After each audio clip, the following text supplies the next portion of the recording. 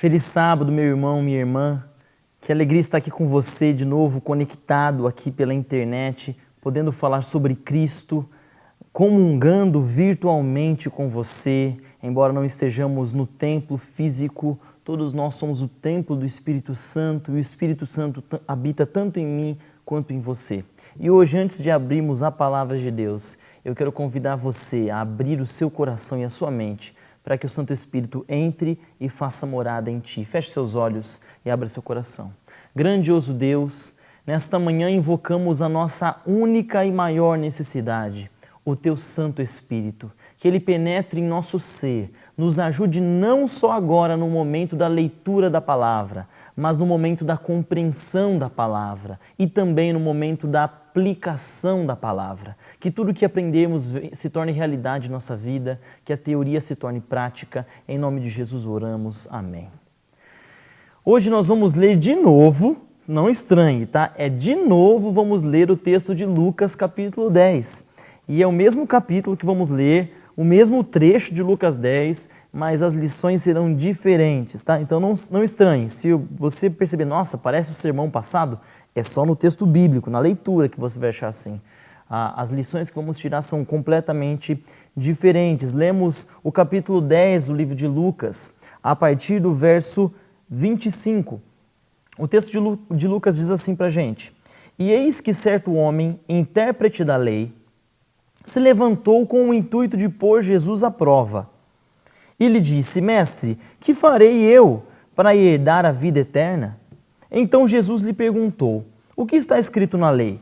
Como a interpretas? A isto ele respondeu: Amarás o Senhor teu Deus de todo o teu coração, de toda a tua alma, e de toda a tua força e de todo o teu entendimento. E amarás o teu próximo como a ti mesmo. Então o verso 28 diz: Então Jesus lhe disse: Respondeste corretamente. Faze isto e viverás.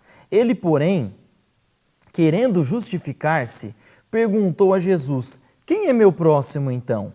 Jesus prosseguiu, dizendo: Certo homem descia de Jerusalém para Jericó e veio a cair nas mãos de assaltantes, de salteadores, os quais, depois de tudo lhe roubarem e lhe causarem muitos ferimentos, retiraram-se, deixando-o semi-morto. Casualmente, descia um sacerdote por aquele mesmo caminho e, vendo-o, passou de largo. Semelhantemente, um levita descia por aquele lugar e, vendo-o também, passou de largo. Certo samaritano que seguia o caminho passou-lhe perto e, vendo-o, compadeceu-se dele e, chegando-se, passou-lhe os ferimentos, cuidou dos ferimentos, aplicando-lhes óleo e vinho, e colocando-o sobre o seu próprio animal, levou-o para uma hospedaria e tratou dele. No dia seguinte, tirou 2 denários e os entregou ao hospedeiro, dizendo: Cuida deste homem, e se alguma coisa gastares a mais, eu te indenizarei quando voltar. Qual destes 3 te parece ser o teu próximo? Qual desses 3 te parece ter sido o próximo do homem que caiu nas mãos dos salteadores? Verso 37. Respondeu-lhe o intérprete da lei, o que usou de misericórdia para com ele. Então lhe disse: Vai e procede tu de igual maneira. Para entendermos essa história do bom samaritano, nós precisamos dividir aqui os grupos representativos aqui nessa história. Primeiro nós temos ali uma pessoa ferida. Então nós temos o grupo daquele que é ferido, daquele que é vulnerável, daquele que está machucado. Tá? Depois nós vamos ter o grupo daqueles que são os assaltantes, os ladrões, os que vão roubar, os que vão tirar, os que vão subtrair, os que vão violentar. Depois nós temos o grupo que é um grupo representado por 2 pessoas diferentes. Um é o sacerdote e o outro é o levita que passa. Por que eu digo que eles são um grupo só? Porque eles representam o mesmo nicho social, os religiosos. Então, nesse sermão nós vamos considerar, primeiro, o ferido, o machucado, o violentado. Segundo, os ladrões, os que subtraem, os que violentam. Terceiro, os religiosos, que são caracterizados pelo levita e pelo sacerdote. E no final, tem um outro grupo, que seria um quarto grupo de pessoas, que nós chamamos de o bom samaritano, aquele que faz o bem, aquele que faz a boa ação, aquele que supostamente entendeu quem era o próximo de forma correta e de forma precisa. E Jesus fala assim para o intérprete da lei: vai e faça o que o bom samaritano fez. Muito interessante essa história de Jesus, por quê? Porque ele coloca aqui alguns elementos de surpresa na história, alguns elementos que causaram uma certa estranheza para quem ouvia. O intérprete da lei era um judeu, era um israelita puro, tá, gente? Porque todo aquele israelita judeu que tinha o seu sangue misturado com outra nação, eles chamavam de samaritano. E esse samaritano era alguém que não tinha toda a pureza religiosa e étnica que deveria ter. Ou seja, essa pessoa não era digna nem de encostar num judeu. Não era digna de ter relações com um judeu. E o judeu se afastava de samaritanos. É interessante que tem uma pessoa machucada ali, com sangue. E esse sacerdote, esse levita que passam, eles tinham restrições em tocar em defuntos ou então em sangue.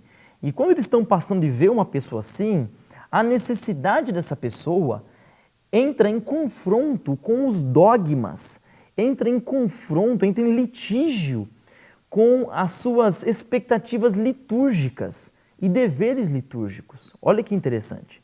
Vulnerabilidade de pessoas que entram em conflito com expectativas litúrgicas. Mas antes da gente entrar nisso, vamos pensar aqui, olha, que o primeiro grupo, vamos excluir aquele que foi machucado, vamos considerar o primeiro grupo, o grupo dos ladrões, tá? Os ladrões ali, os salteadores, eles são indivíduos que pensam assim: o teu é meu. Eles querem tirar, eles querem subtrair. Isso vem de mentalidades não só de gente que assalta literalmente, que põe uma arma na mão ou pula na casa de alguém para pegar alguma coisa. Esse espírito de subtrair do outro, de desejar o que é do outro, de entender que se existe alguma coisa eu tenho que ter, essa gana por ter o que não é seu, por sonhar ser o que não se é, olhar para o outro e ver o que possivelmente, aparentemente faz o outro feliz e então desejar, porque se faz o outro feliz, com certeza vai fazer de mim também. Desejar o que o outro tem, porque se aparentemente isso que ele tem faz dele alguém importante ou atribui algum valor a ele, logo se eu tiver, isso vai atrair algum valor ou vai imputar algum valor em mim. Então esses ladrões, eles representam esse espírito ladroeiro, esse espírito de extrair do outro, do mundo ou da vida, tudo que ela tem, porque se eu não tiver, eu estou sempre em falta, eu sou um injustiçado, a vida não é justa comigo, por isso eu roubo. Nesse tempo de pandemia, muitos ficam preocupados com o caos econômico, o caos social, ficam preocupados de faltar emprego, faltar comida. E a lógica sociológica diz o seguinte: que se as pessoas ficarem com fome, elas vão fazer qualquer coisa para comer. Elas vão entrar na casa do vizinho se tiver comida. Elas vão comer o que está na geladeira do vizinho, mesmo que tenha que passar por cima da vida do vizinho. E essa é uma preocupação. Quando essas coisas começam a acontecer, eu conversando recentemente com um amigo meu que mora na Califórnia, ele disse que assim que o pessoal começou a ir para os mercados e estocar papel higiênico, uma coisa absurda, né? Vai entender, né? Faria sentido estocar comida, né? Mais comida do que papel higiênico, porque o papel higiênico ele é um resultado, ele é um produto que vai funcionar só se tiver comida, mas os papéis higiênicos acabaram, vai entender, né? E esse pessoal comprando um monte de coisa e logo pensou: preciso comprar uma arma. Por que eu preciso comprar uma arma? Para autopreservação, porque na hora que faltar as coisas, na hora que as pessoas não tiverem condições das coisas básicas, elas vão invadir a minha individualidade, a minha propriedade, os meus direitos, e elas são capazes de destruir a minha vida para saciar a fome e às vezes até o desejo delas de um luxo. Então eu pensei até em comprar uma arma, falou brincando. É claro que ele não comprou, mesmo que se tivesse comprado ele não assumiria para mim naquela conversa. Mas o fato é que nós sempre fazemos essa ligação. Esse grupo dos ladrões que dizem assim: o que é teu é meu, ou o que é teu pode ser ou deveria ser meu, representa um estilo de vida, um jeito de viver. Tem gente que vive assim. Tem gente que sai na rua, vai para o trabalho, vai para a igreja com esse pensamento do que é dos outros deveria ser meu. E eu caracterizo esse ladrão, ou esse grupo de que o que é seu é meu, também como uma política de antipatia. Por que antipatia? Porque geralmente esse indivíduo que se relaciona com o mundo, com esse sentimento de que o mundo deve a ele, de que a vida deve a ele, e que ele tem o direito de ir lá subtrair do outro, e se ele não tem coragem de subtrair, ele subtrai dentro do coração, esse grupo em específico tem a política de antipatia. Por quê? Se o outro tem o que eu não tenho, geralmente, tá? Geralmente, a gente costuma pensar que aquela pessoa é antipática. Porque às vezes o que ela tem e o que ela é denuncia em nós uma falta. Às vezes o que ela é denuncia um desvio de ser que nós temos. Então a gente fala, que pessoa antipática. Nossa, não suporta, tem um ranço daquelazinha ali, porque olha, muitas vezes é o que nós vemos nas pessoas, achamos que elas têm, que elas são, e então criamos uma antipatia voluntária, a pessoa nem sabe, mas você tem, é o mesmo espírito do ladrão, que vê o carro bom do outro na rua e quer roubar, porque ele quer ter. Ele quer roubar porque ele quer dar um rolezinho no pancadão de fim de semana com um carro bonito, mostrar para as pessoas que ele é o que não é. Esse espírito do ladrão acontece sem ser ladrão criminalmente para a justiça. É o mesmo espírito que nós temos. Se pudéssemos, iríamos lá, arrancaríamos o status da pessoa. Dá esse status aqui, que esse status é meu agora. Dá essa fama que ela é minha, você vai para lá. Joga essa pessoa, daria um tiro em alguém para ter o que o outro, ou ser o que o outro é. Esse espírito é representado aqui nessa parábola, nessa história. E então vem o segundo grupo, que é o grupo dos religiosos. E eu gosto de dizer que se o primeiro grupo dizia assim, o grupo dos ladrões, dizia assim, o que é seu é meu, os religiosos vão dizer assim, o sacerdote, o levita, fala assim, olha, o que é seu, tá? Tudo bem, mas o que é meu é meu. Em outras palavras, assim, você para mim é um problema seu, entendeu?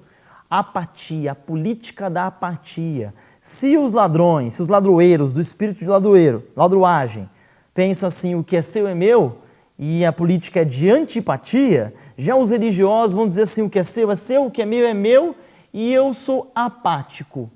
Eu não quero relações, não quero contato contigo. Você já ouviu gente falando assim, não, porque agora eu quero dedicar minha vida a Deus.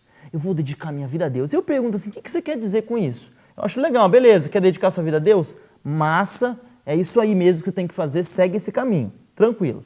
Mas o que significa dedicar sua vida a Deus? Geralmente, essa declaração vem seguida de uma ideia de isolamento. Ideia de alienação. Eu vou subir no monte para orar.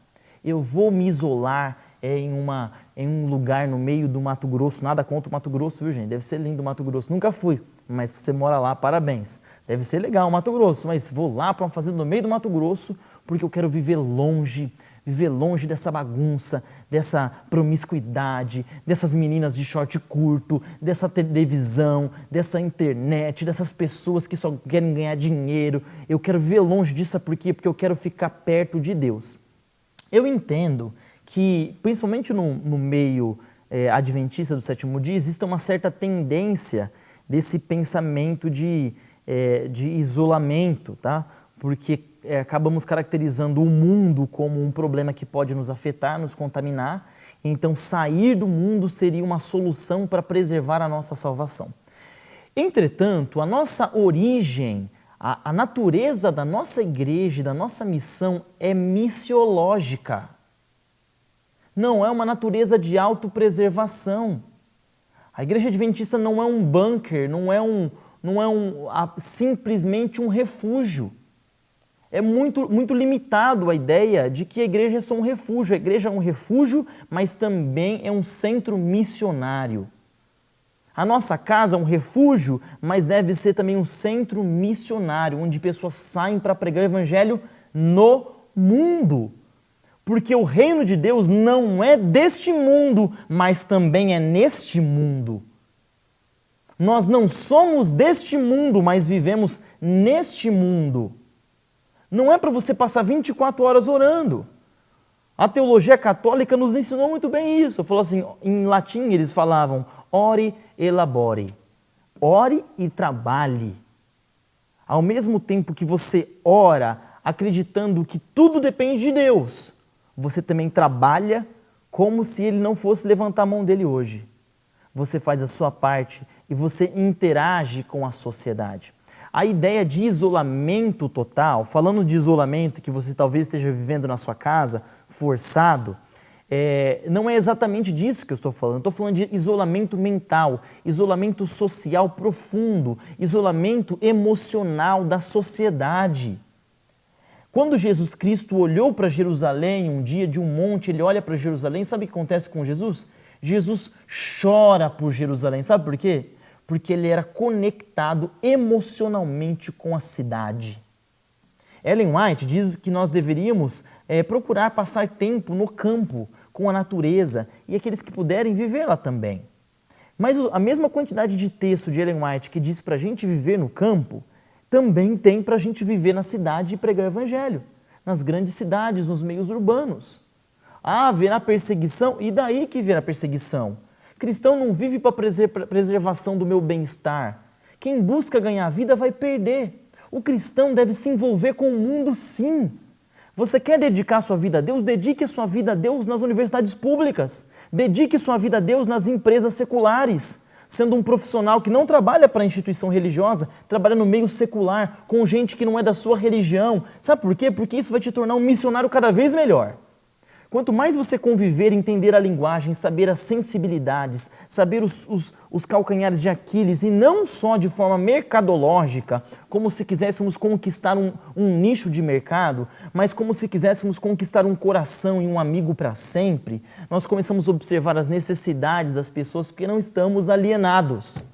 Se estamos alienados, se estamos distantes, se não falamos a linguagem, se não assistimos nada, não comemos nada do que as pessoas comem, nós somos ETs. E deixamos de ser uma inspiração para ser estranhos, para ser ser chacota. Precisamos nos inserir na sociedade como Jesus se inseriu. Jesus veio até a terra, pisou na terra e viveu com homens. Viveu fazendo coisas seculares, até aprendendo carpintaria.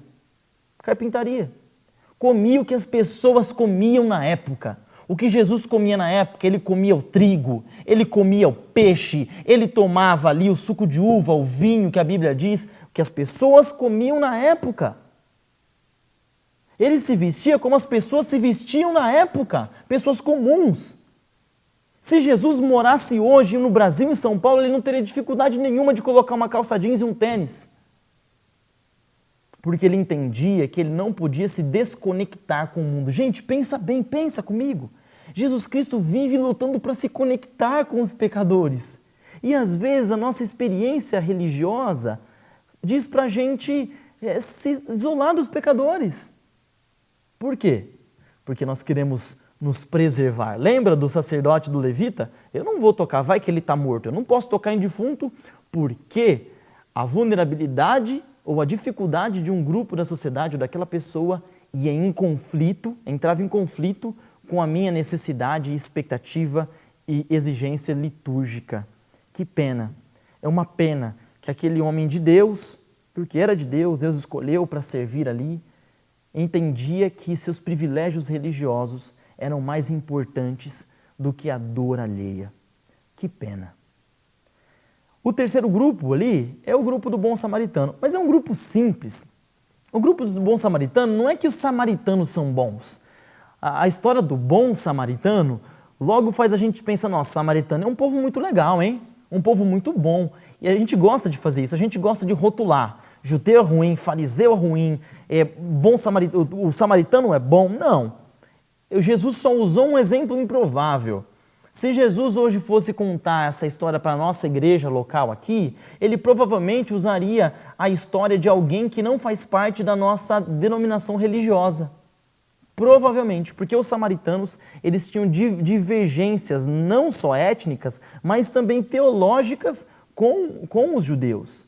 Jesus usaria um exemplo, ele colocaria uma outra pessoa, ele colocaria um assembleiano, ele colocaria ali um batista, ele colocaria um católico nessa história e diria para a gente que nós, adventistas, estaríamos passando e nos afastaríamos. E ele falou, olha, mas lá o outro fulano, que não é da sua vertente religiosa, fez isso. O que ele queria dizer para aquele intérprete da lei? Que o intérprete da lei deveria parar de se fiar, de confiar no seu benefício religioso e entender que o reino de Deus ia além disso, porque se não houvesse prática, não importa a sua etnia, não importa a sua denominação formal, se não existe prática cristã, tudo isso é balela. A prática cristã é a essência daquilo que nós cremos. Teoria não sustenta cristianismo, a prática sustenta o cristianismo. E é interessante pensar que nessa história toda, o bom samaritano era um cara rico. Pensa bem, o cara estava viajando, estava numa estrada, ele tinha óleo no animal dele, não sei se era um camelo, se era um cavalo, se era um jegue, não sei que bicho que era. A Bíblia diz que era um animal. E ele estava viajando nesse animal e ele tinha vinho com ele, ele tinha óleo, ou seja, era um cara de posses. Ele era um cara de posse. E além disso, a Bíblia diz que ele pagou o cara da hotelaria com 2 denários, um alto valor. E além disso, ele falou o seguinte, colega, se ele precisar de mais alguma coisa aí, pode pagar. Sabe por quê? Porque se precisar, amanhã eu venho aqui e eu pago mais. Além de ser rico, o bom samaritano tinha crédito e credibilidade. Agora, quando falarem para você que você não deveria ficar correndo atrás de dinheiro, fala assim, mas o bom samaritano tinha, por que eu não posso ter? Pode falar lá para o teu pastor, lá para a tua irmã da igreja, por que eu não posso ter? O bom samaritano tinha. Se fosse hoje em dia, o bom samaritano estava de Mercedes, com um cooler no carro dele, com ali algumas coisas bem gostosas, e viu a pessoa necessitada, foi, cuidou, colocou ele no Hilton lá, colocou no Hilton, falou assim para o pessoal lá, pro gerente do hotel, falou, olha, tudo que ele precisar, se ele ligou, pode pagar, sabe por quê? Porque amanhã eu venho aqui e eu pago. E o cara do hotel sabia quem era o bom samaritano, falou, olha, não, fica tranquilo, você pode ir, ele ficou até feliz, porque eu vou ganhar dinheiro agora, né, eu vou dar comida, vou dar coisa para esse cara doente aí, vou cuidar dele, e minha hospedaria vai ganhar mais dinheiro. O cara tinha credibilidade, ele tinha dinheiro, e não é pecado ter dinheiro. Já viu gente que quer fazer voto de pobreza? Não, vou fazer voto de pobreza agora, não vou trabalhar mais, vou ficar aí. Não funciona isso, gente. A não ser que tenha uma ordem direta de Deus para você, tá? Uma ordem direta aí, de forma mística, que eu acredito que pode acontecer, um chamado de Deus para isso.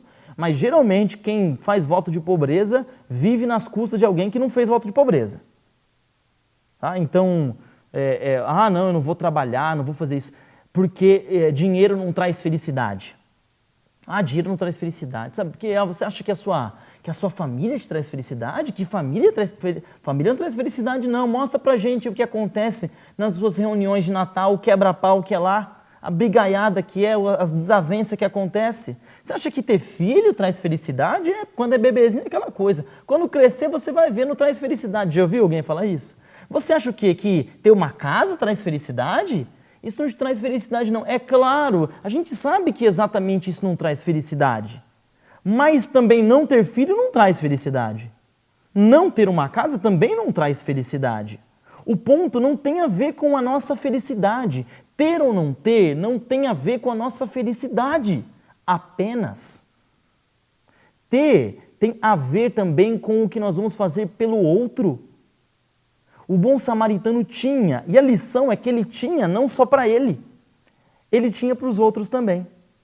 Ele não tinha aquilo só para ele. Enquanto ele caminhava e andava com o seu animal naquela estrada, aquele vinho e aquele óleo que ele carregava com ele era dele mesmo. Sabe por que era dele?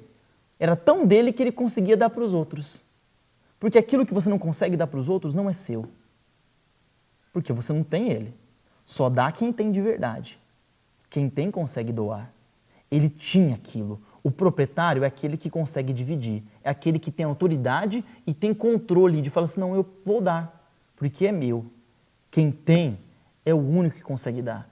Aquele que não consegue dar, ele não tem isso. isso tem ele. É fantástica a história do bom samaritano porque ele nos ensina uma coisa, que tudo aquilo que Deus nos dá deve ser utilizado para o nosso bem, mas ele precisa ser utilizado para abençoar pessoas. Na carta de Timóteo, do apóstolo Paulo, primeira carta, capítulo 6, ele vai dizer para a gente que os ricos, aqueles que são ricos nesse mundo, e com rico eu entendo, se você tiver algo para compartilhar, você é rico na perspectiva de alguém, tá? Você é rico na perspectiva de alguém.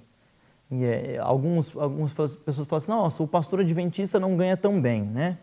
Aí eu falaria assim, você deveria ver então um pastor que trabalha lá no sul da Índia e que vive com $100 por mês. Aí você fala, não, mas $100 não é muito dinheiro. Não, não é. Lá a igreja tem muito menos recursos e o salário não é igual. Isso não é verdade. Lá ganha menos mesmo, ganha muito menos.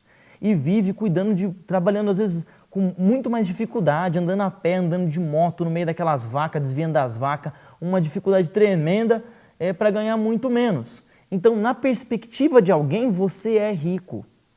E a riqueza não tem a ver só com a sua perspectiva, mas com a sua colocação social.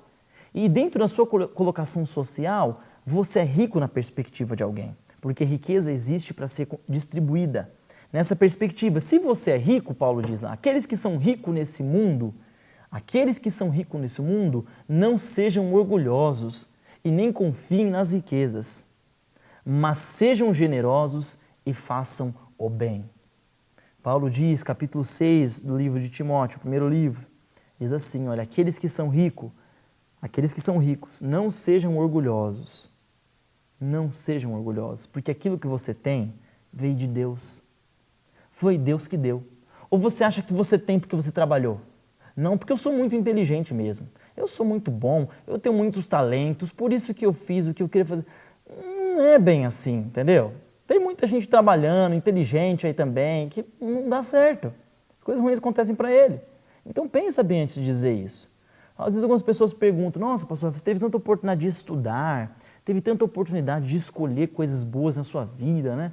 Eu falo, nossa, realmente, eu tive muitas oportunidades boas, que talvez irmãos meus, que cresceram na mesma casa que eu, não tiveram. Eu podia, mesmo pobre, ainda estudar com muito mais facilidade minha escola normal do que os meus irmãos tiveram, que começaram a trabalhar muito mais cedo que eu. Sim, eu trabalhei na adolescência, mas meus irmãos trabalharam muito mais cedo. Então, as diferenças de oportunidades são reais nessa vida. Por isso que Deus nos dá riquezas, nos dá tempo, nos dá amor para equalizar o desequilíbrio da existência. O pobre nos salva, o pobre salva o rico do seu orgulho. E o rico salva o pobre da sua miserabilidade. Foi para isso que Deus nos colocou aqui. Eu quero fazer uma oração com você. Você que está preocupado com a crise e com o seu emprego. Você que está preocupado com a estabilidade financeira sua.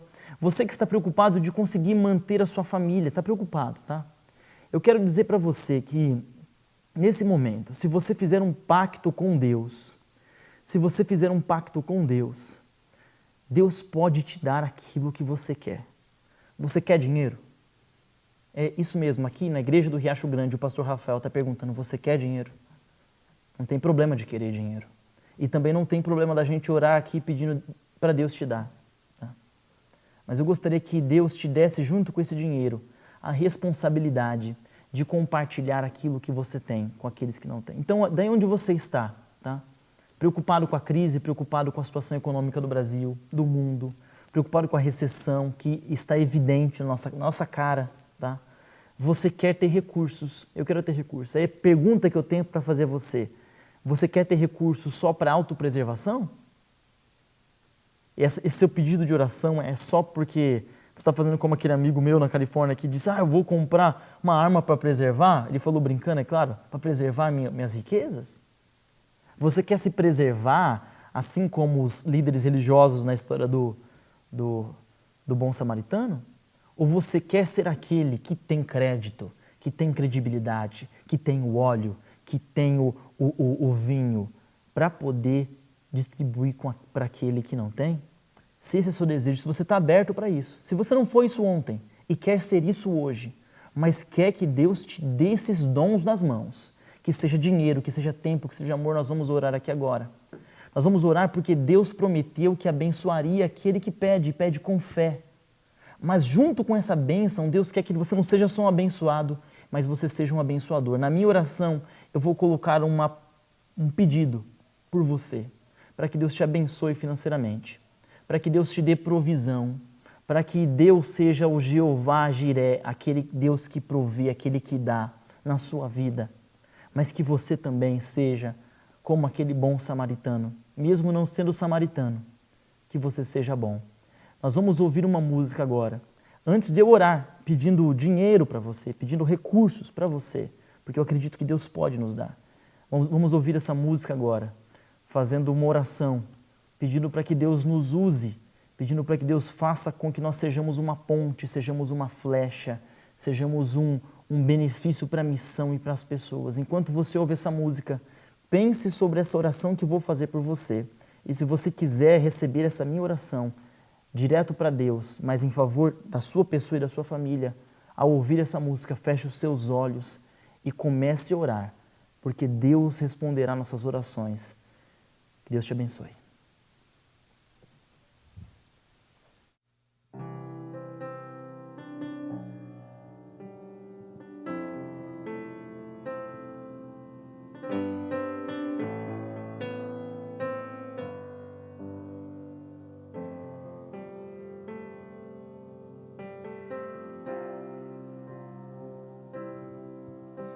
Sonda-me, Senhor, e me conheces.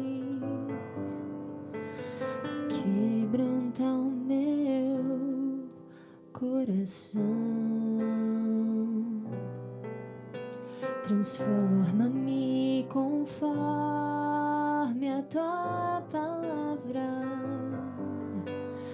e enche-me até que em mim se ache só ti. Então usa-me, Senhor,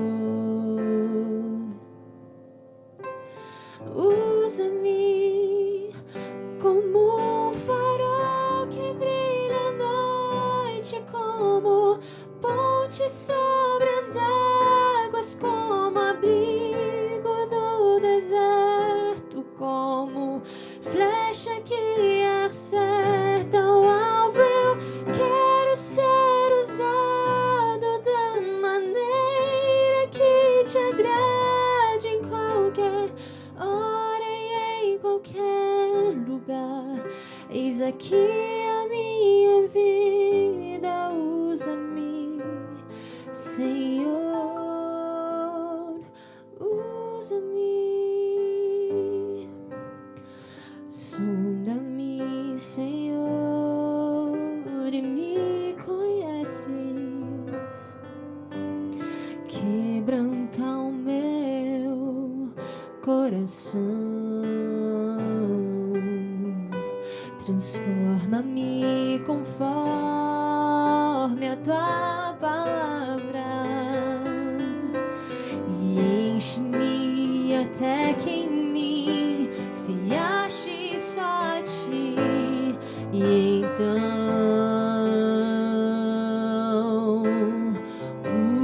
usa-me, Senhor,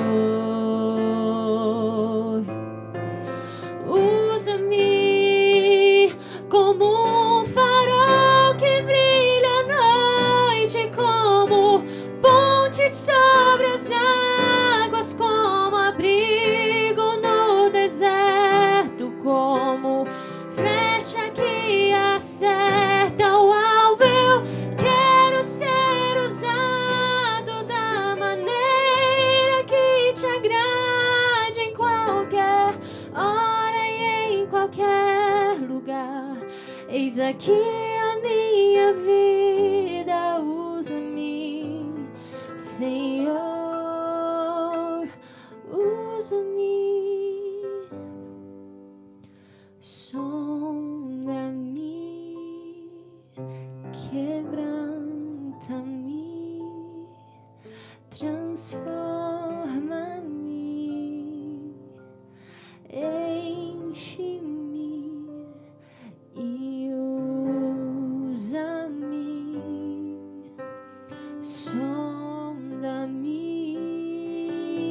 quebranta-me, transforma-me, enche-me e usa-me,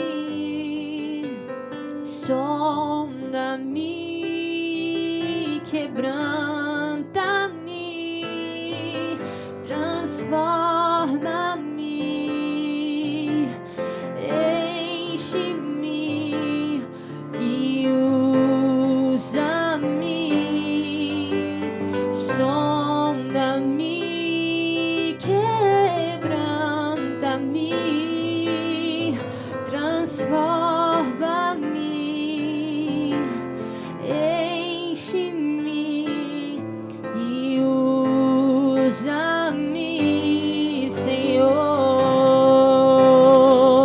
como um farol que brilha à noite, como ponte sobre as águas, como abrigo no deserto, como flecha que acerta o alvo. Eu quero ser usado da maneira que te agrade, em qualquer hora e em qualquer lugar. Eis aqui a minha vida, usa-me, Senhor, usa-me, sonda-me,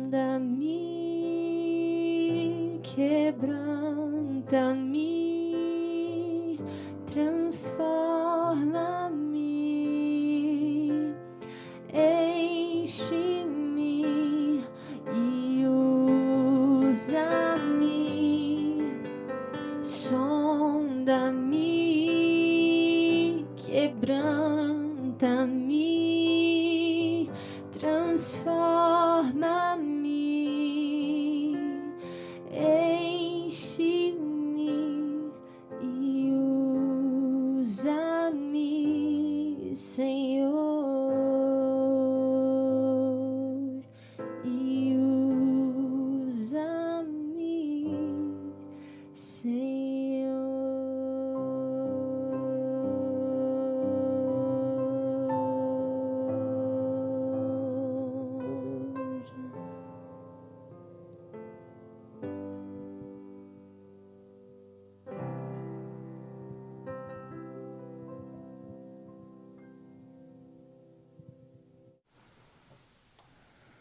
Grandioso Deus, nesse momento nós elevamos a nossa alma a Ti, Senhor. Somos homens e mulheres de lábios e coração impuro e nós não somos dignos nem de lhe dirigir a palavra. Mas chegamos confiantes diante do Teu trono de graça, Senhor, porque o Senhor é um Deus rico em misericórdia, rico em perdoar. E temos certeza de que o Senhor tem muita coisa em estoque para nós aí no céu. Mas, Senhor, queremos que o Senhor derrame suas bênçãos sobre o Teu povo. Queremos prosperidade, sim, não incondicional. Nós não queremos prosperidade como um dom que nós merecemos, mas queremos prosperidade, sim, como um dom vindo da Tua graça e de acordo com a Tua vontade. Se o Senhor quiser abençoar alguns, que o Senhor abençoe alguns dessa forma. Se o Senhor quiser abençoar outros, que o Senhor abençoe outros dessa forma. Mas nós, como Teus filhos, como bebês, como crianças, sim, suplicamos porque precisamos. Queremos comer, sim, Senhor. A nossa vontade é real. A nossa vontade é carnal, mas a vontade de compartilhar, de abençoar, de compartilhar, ela precisa vir de Ti. Então, junto com essa bênção material, queremos que o Senhor nos abençoe com o dom da generosidade, com o dom de abençoar, com o dom de compartilhar e de amar. Que o Senhor nos use como um prego que segura o quadro, que é Cristo Jesus, mas que o Senhor nos use também como uma mão que acolhe, que o Senhor nos use como um banco de comida para alguma família, que o Senhor nos use então, Senhor, da forma que o Senhor quiser, para quem o Senhor quiser, em detrimento de quem nós somos, mas através de todas as nossas riquezas, para a Tua honra, para a Tua glória, para o alívio do pobre, para o alívio daquele que sofre e para a nossa construção espiritual. É em nome de Jesus que nós oramos acreditando que teremos bênçãos. Amém.